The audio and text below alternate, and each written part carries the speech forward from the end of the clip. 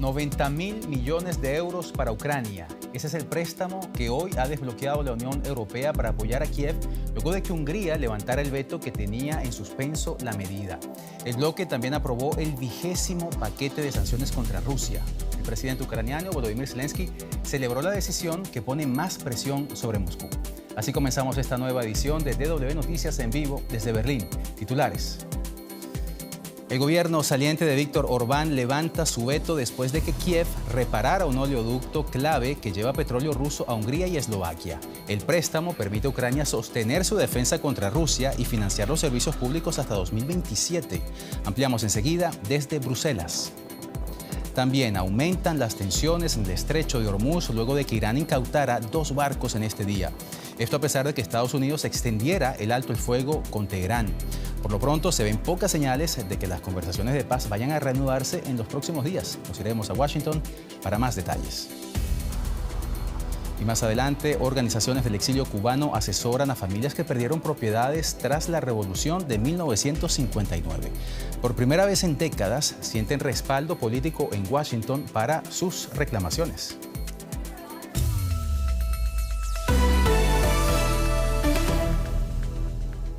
Soy Johan Ramírez. Bienvenidos al programa. Los líderes de la Unión Europea han superado uno de los últimos obstáculos para liberar un préstamo de unos 90.000 millones de euros para Ucrania. La financiación se aprobó originalmente a finales del año pasado, pero quedó bloqueada por Budapest cuando se detuvo el suministro de petróleo ruso que llegaba a Hungría desde Ucrania. Kiev asegura que la interrupción se debió a los daños provocados por un ataque de Moscú contra un oleoducto. Ayer, el presidente Volodymyr Zelensky anunció que esas reparaciones habían concluido y que se restituía el flujo de crudo. Ahora, los líderes de la Unión Europea deben dar la aprobación final al préstamo el próximo jueves. Día tras día, durante ya 4 años, Ucrania ha sufrido bombardeos constantes por parte de Rusia, como aquí en Sumy esta semana. En repetidas ocasiones, Kiev ha expresado su urgente necesidad de fondos para poder reforzar su capacidad de defensa. 2/3 del préstamo de la Unión Europea están destinados a las necesidades militares de Ucrania. Si bien la UE ya ha concedido una aprobación preliminar, la decisión definitiva llegará el jueves, siempre que no surjan objeciones.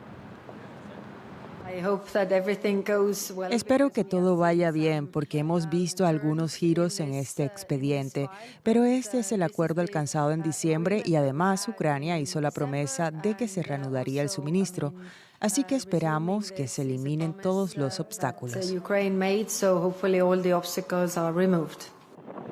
Y la promesa a la que se refiere la jefa de la diplomacia europea es que Ucrania reparó el tramo del oleoducto Druzhba, destruido por Rusia, por el que fluye el petróleo ruso con destino a Hungría y Eslovaquia. Hungría bloqueaba el préstamo de 90.000 millones de euros de Bruselas hasta que el oleoducto fuera reparado y el petróleo volviera a llegar al país.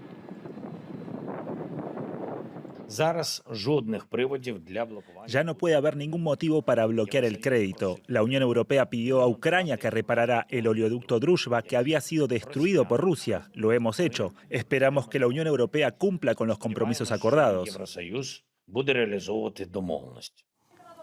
El saliente primer ministro húngaro Víctor Orbán y su homólogo eslovaco acusaban a Ucrania de demorar intencionadamente las reparaciones, algo que Kiev ha negado. La confianza entre Eslovaquia y Ucrania se ha visto gravemente deteriorada en lo que se refiere a la capacidad de mantener las promesas. No me sorprendería que el préstamo de 90.000 millones de euros se aprobara y poco después volvieran a suspender el suministro de crudo, si es que el oleoducto Druzhba llega a abrirse. Tanto Hungría como Eslovaquia podrían aún, en teoría, frenar el proceso de aprobación si no llega petróleo antes del jueves. Sin embargo, el futuro primer ministro húngaro, Péter Magyar, afirma que no se opondrá al préstamo.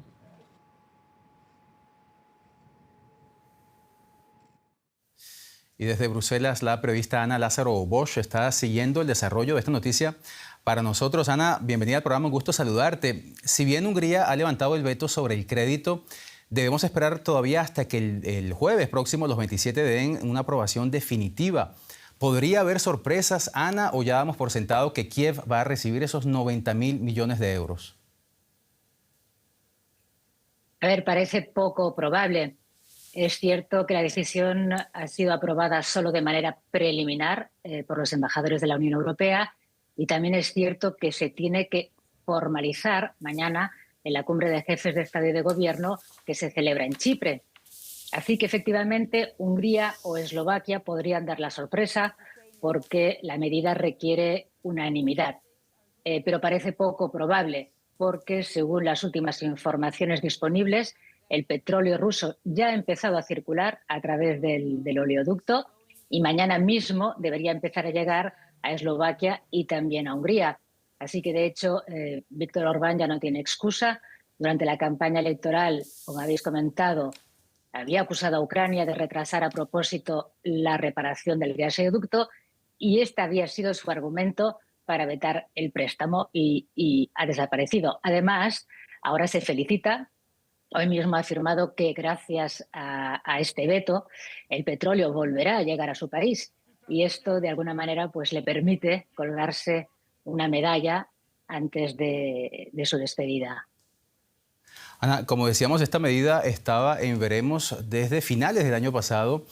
Y otro tema que también ha discutido la Unión Europea desde hace tiempo era autorizar a Ucrania a utilizar los activos rusos congelados para su reconstrucción. Podríamos esperar que ahora, como tú dices, luego de la derrota de Víctor Orbán, aliado de Vladimir Putin, luego de que Víctor Orbán está ahora a punto de dejar el poder, ese tema, permitir que Ucrania use los recursos rusos congelados, vuelva a ponerse sobre la mesa. Es un tema que de manera recurrente vuelve sobre la mesa, sobre todo porque los países bálticos y también Polonia lo piden. Pero es importante recordar que Hungría no estaba sola al rechazar esta medida. Entre los más recalcitrantes se encuentra Bélgica, ya que es el país en el que se encuentran la mayoría de estos activos rusos congelados. Y por ello ha puesto condiciones muy estrictas para su uso. En primer lugar, exige fuertes garantías legales. En segundo lugar, quiere que la responsabilidad sea compartida entre todos los países de la Unión Europea. ¿Y por qué hace esto? Pues porque al final de la guerra, Rusia podría impugnar esta confiscación en un tribunal internacional o en un tribunal de arbitraje. Y en ese caso, Bélgica podría quedar expuesta a una demanda multimillonaria si la medida se considerara ilegal. Y otro aspecto importante, la entidad que alberga este dinero aquí en Bélgica, Euroclear, teme perder credibilidad y que otros países dejen de confiarle sus activos. También cabe recordar que hay otros países como Francia, como Alemania, también como Luxemburgo, que piden mucha prudencia con este tema, por lo cual me atrevo a decir que no hay un gran entusiasmo y muchos no tienen prisa por volver a debatirlo. Pues lo que sí se debate por lo pronto son esos 90.000 billones de euros para Ucrania en crédito. Falta todavía un paso más para que se liberen esos fondos. Lo conversábamos con Ana Lázaro desde Bruselas. Ana, muchísimas gracias y hasta la próxima.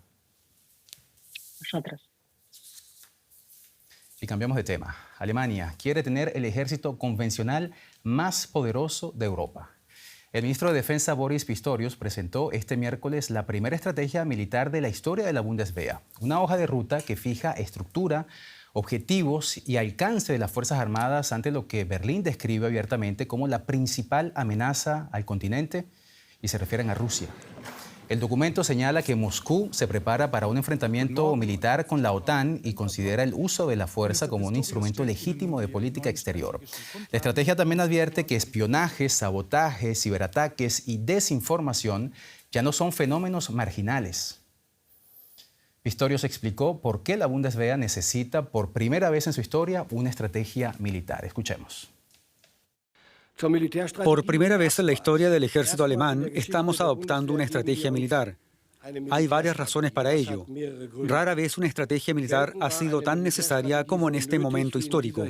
Las amenazas se han intensificado, en particular desde la guerra de Putin contra Ucrania.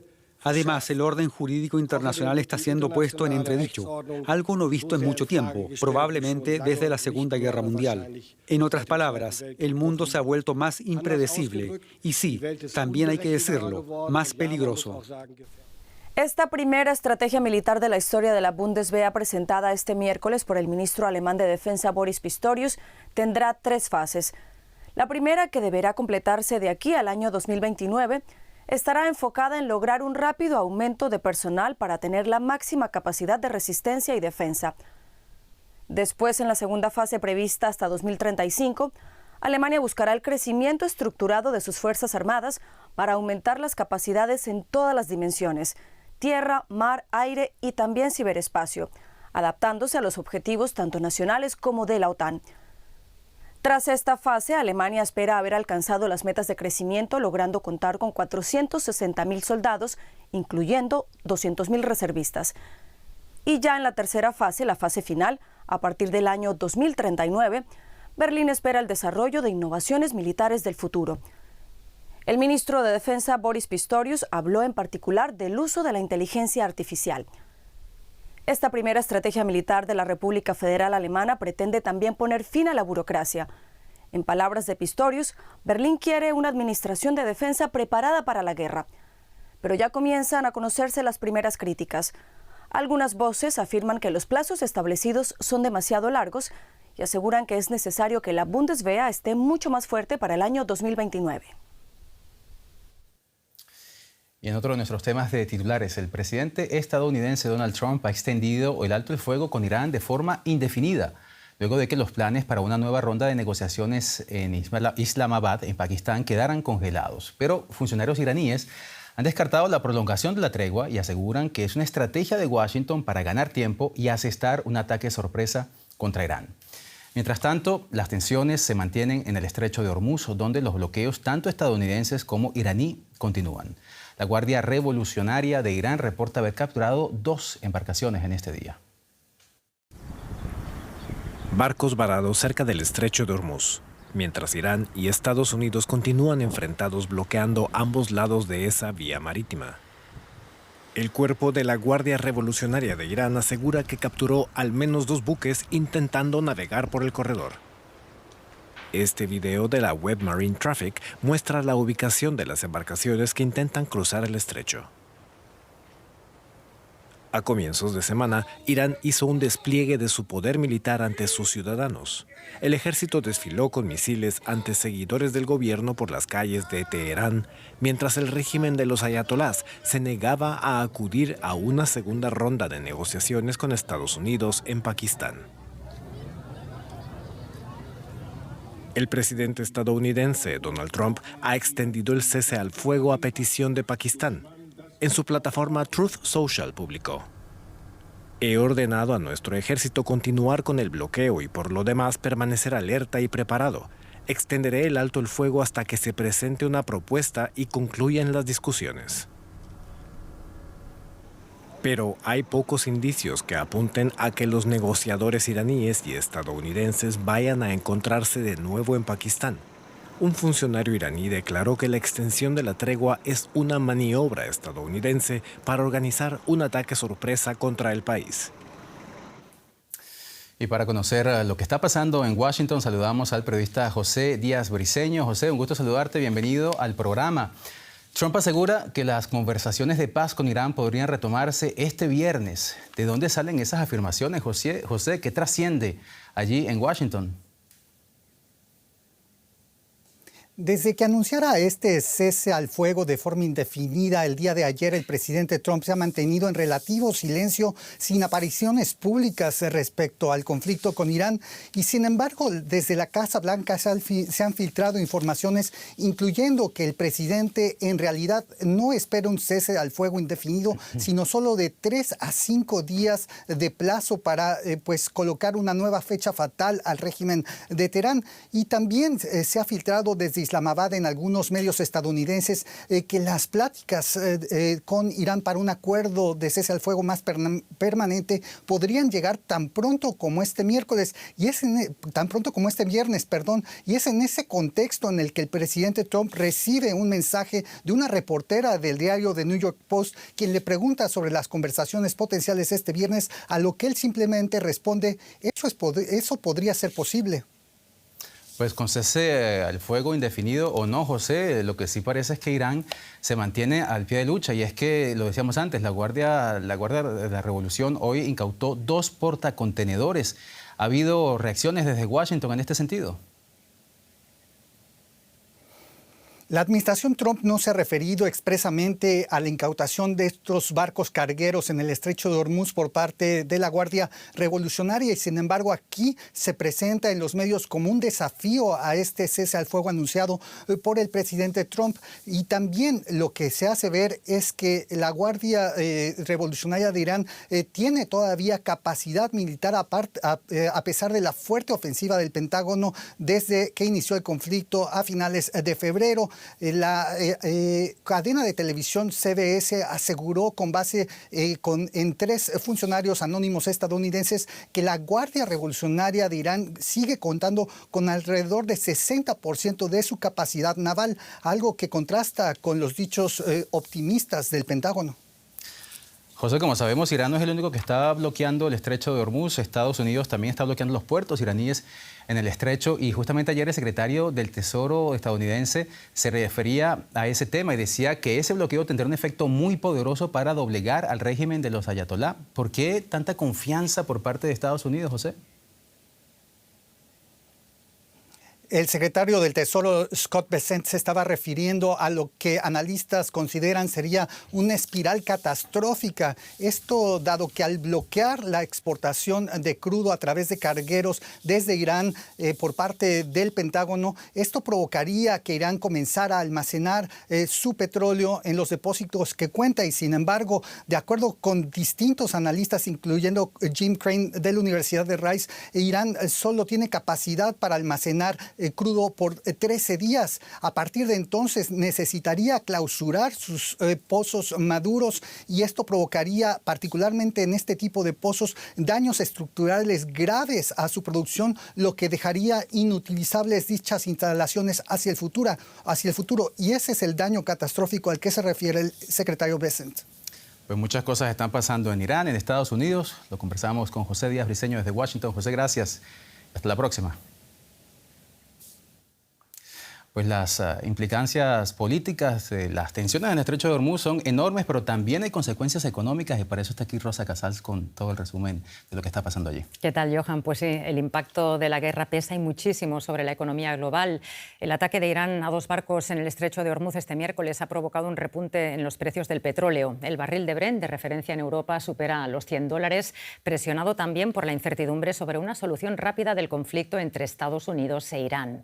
El aumento de los precios de la energía le ha costado ya a la Unión Europea 24.000 millones de euros adicionales. Ante esta situación, la Comisión Europea ha presentado hoy en Bruselas una serie de recomendaciones que servirán de base para que los Estados miembros adopten medidas.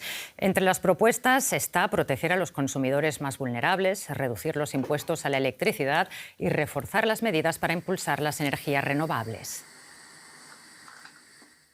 Un paquete de recomendaciones que mañana jueves la presidenta de la Comisión, Ursula von der Leyen, presentará definitivamente a los líderes europeos, pero que José David Navarro, en la Bolsa de Frankfurt, ya sabemos que no incluirá medidas como un día de teletrabajo a la semana o un impuesto a los beneficios extraordinarios de las energéticas. Cuéntanos. Hola Rosa, ¿qué tal? Así es, de momento esa propuesta final no incluye esa medida de obligar a hacer home office al menos un día a la semana, una medida que al conocerse y filtrarse a la prensa en los últimos días había generado aquí en Europa cierto revuelo. La propuesta final, como tú adelantas, tampoco incluye el famoso impuesto a los beneficios caídos del cielo, a las energéticas, como por ejemplo sí ocurrió durante la crisis del 2020 2022 tras la invasión rusa de Ucrania. La Comisión deja la puerta abierta a que los Estados miembros de forma nacional se lo apliquen, pero no se va a coordinar un impuesto de este tipo a nivel nacional. Las medidas que propone Bruselas están más enfocadas en las familias más vulnerables, en los sectores más afectados por esta crisis energética que estamos viviendo actualmente, medidas que la Comisión insiste que deben ser limitadas en el tiempo y que no incentiven más el consumo de petróleo. Gracias, José. Quédate, por favor, con nosotros porque queremos comentar otro asunto contigo. El grupo de aerolíneas Lufthansa cancelará 20.000 vuelos de corta distancia hasta octubre para ahorrar combustible ante la escasez y el fuerte encarecimiento del crudo debido a la guerra de Irán. Con esta medida, la compañía pretende ahorrar unas 40.000 toneladas de queroseno, cuyo precio se ha duplicado desde el comienzo del conflicto en Oriente Medio. La mayoría de los vuelos cancelados son de la filial regional CityLine, que ha dejado de estar operativa. Lufthansa asegura que los vuelos eliminados son rutas no rentables desde los aeropuertos de Frankfurt y Múnich. El grupo afirma que tiene combustible suficiente para operar en verano según lo programado. José, te pregunto de nuevo, las aerolíneas parecen ser el sector más amenazado ahora mismo por el bloqueo del estrecho de Hormuz. ¿Qué planes tiene la Comisión para afrontar una posible escasez de queroseno?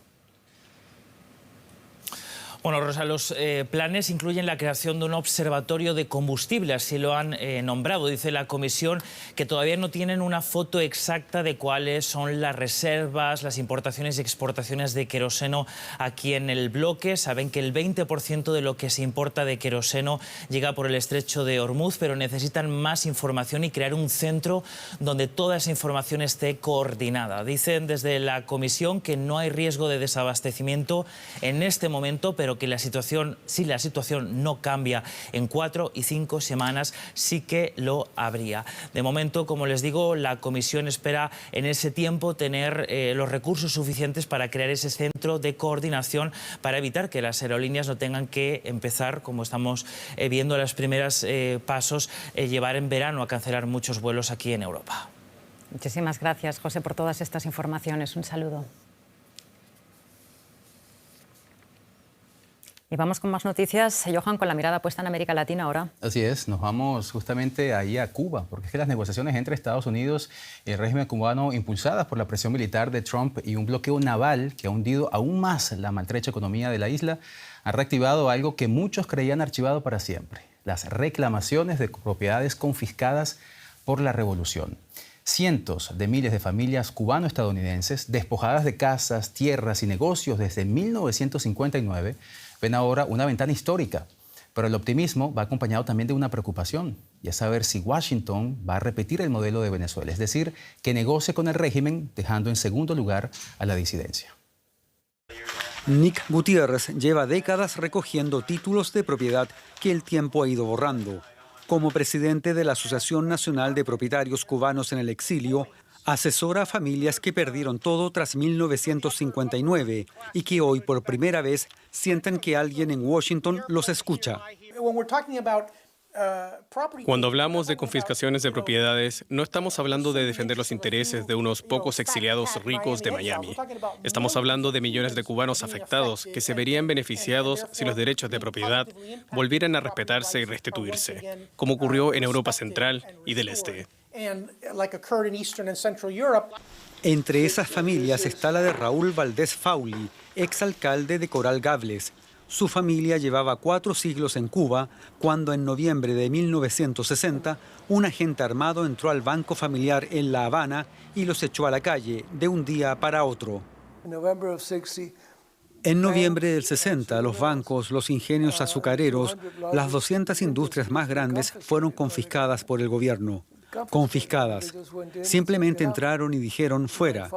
Mi padre y mi tío, que era el presidente del banco, estaban sentados en su oficina y entró alguien con una ametralladora y dijo: son una banda de gusanos, salgan de aquí. Esto ahora le pertenece al pueblo, a la revolución. Entonces se fueron. 7 décadas después, organizaciones del exilio asesoran a estas familias sobre cómo articular sus reclamaciones, hasta hace poco una causa sin perspectiva real. Hoy argumentan que la restitución no es solo una demanda moral, es la única salida económicamente viable para una Cuba postcastrista. Lo obvio es devolver las propiedades a sus legítimos dueños. Eso demostraría que el nuevo gobierno cubano va en serio y que los inversores pueden confiar en él. Y si se intenta compensar económicamente, no hay dinero en el mundo suficiente para hacerlo de forma adecuada. No se puede endeudar al nuevo gobierno por 1000 años. La restitución evitaría esa deuda y devolvería las propiedades a manos privadas, que es lo que se necesita tras casi 7 décadas de ese colectivismo forzado que ha destruido la economía. El desafío sería enorme. Se calcula que existen cientos de miles de posibles reclamaciones, muchas de ellas en manos de herederos que nunca han pisado la isla. Y entre una parte del exilio persiste además otra preocupación, que cualquier negociación futura sobre Cuba vuelva a hacerse sin contar con ellos. Para muchas de esas familias, una transición no abriría solo un debate político, sino también una pregunta pendiente desde hace más de 60 años. ¿Quién recupera lo que un día perdió? Y nos quedamos en la región, y es que un colombiano acusado de participar en el asesinato del senador y candidato presidencial colombiano Miguel Uribe Turbay fue detenido el martes en Argentina. Según el Ministerio de Justicia de ese país, el sospechoso, identificado como Brian Ferney Cruz Castillo, será ahora extraditado.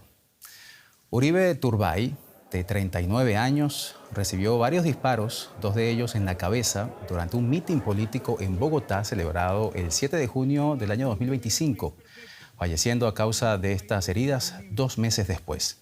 Por el atentado ya fue condenado a 7 años de prisión el autor material, un joven de entonces 14 años. Varios presuntos cómplices han sido también detenidos. Las autoridades sospechan que la autoría intelectual apunta a una red de sicarios.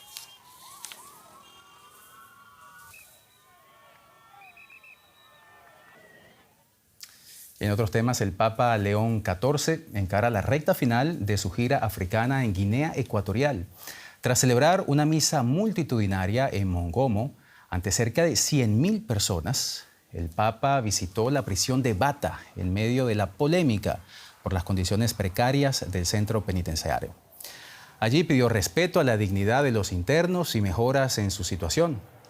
La gira de 11 días y más de 18.000 kilómetros concluirá este jueves con una misa al aire libre en la capital, Malabo, con presencia de fieles de todo el país. Con ese acto final, el Papa cerrará un viaje centrado en la justicia social y la cercanía con las comunidades locales.